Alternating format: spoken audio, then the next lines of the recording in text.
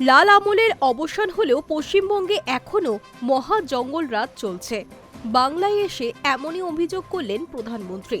তার দাবি, রাজ্যের গলি ঘুপচিতেও শিশুরা পর্যন্ত বলছে বাঁচতে হলে বিজেপির প্রয়োজন।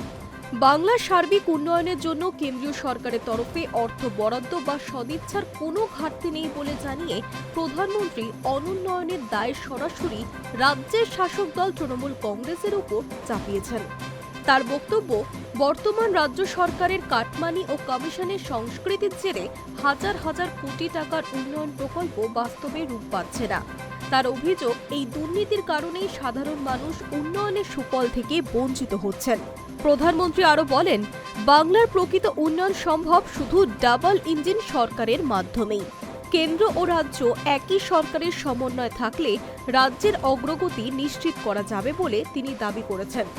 খারাপ আবহাওয়া এবং দৃশ্যমানতার সমস্যার কারণে নদিয়ার তাহিরপুরে নামতে পারেনি প্রধানমন্ত্রী নরেন্দ্র মোদীর হেলিকপ্টার। নিরাপত্তাজনিত কারণে শেষ পর্যন্ত হেলিকপ্টারটি ঘুরিয়ে কলকাতায় ফিরিয়ে আনা হয়। এরপর কলকাতা থেকেই ভার্চুয়ালি তাহিরপুরে নির্ধারিত জনসভায় বক্তব্য রাখেন প্রধানমন্ত্রী। বিজেপি কর্মী সমর্থকদের উদ্দেশ্যে সে কারণে প্রথমেই ক্ষমা চেয়ে নিয়ে বলেন, জয় নিতাই, বড়রা প্রণাম নেবেন, সকলকে শুভেচ্ছা। আবহাওয়া খারাপ থাকার কারণে পৌঁছতে পারিনি, এর জন্য ক্ষমা প্রার্থী।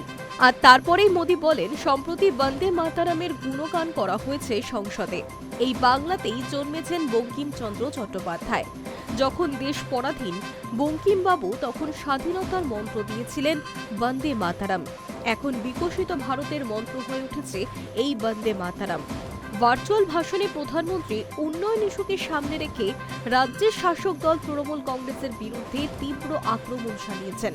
মোদী বলেন, পশ্চিমবঙ্গে একবার বিজেপি ডাবল ইঞ্জিন সরকার বানিয়ে দেখুন। অনুপ্রবেশকারীরা তৃণমূলের স্নেহধন্য। বহু অনুপ্রবেশকারীকে বাঁচাতেই পশ্চিমবঙ্গে এসআইআর এর বিরোধিতা করছে তৃণমূল।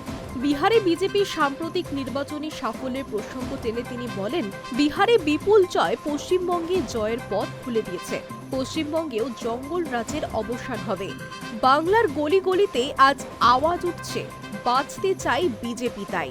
প্রধানমন্ত্রী আরও দাবি করেন, রাজ্যের বর্তমান সরকার কাটমানি ও কমিশনের রাজনীতিতে ডুবে রয়েছে। তিনি বলেন, একবার বাংলায় বিজেপিকে সুযোগ দিন, ডাবল ইঞ্জিন সরকার করে দ্রুত উন্নয়ন করা হবে। বঙ্গবাসীর স্বপ্ন পূরণে আমরা সর্বশক্তি দিয়ে কাজ করব। Hi news network.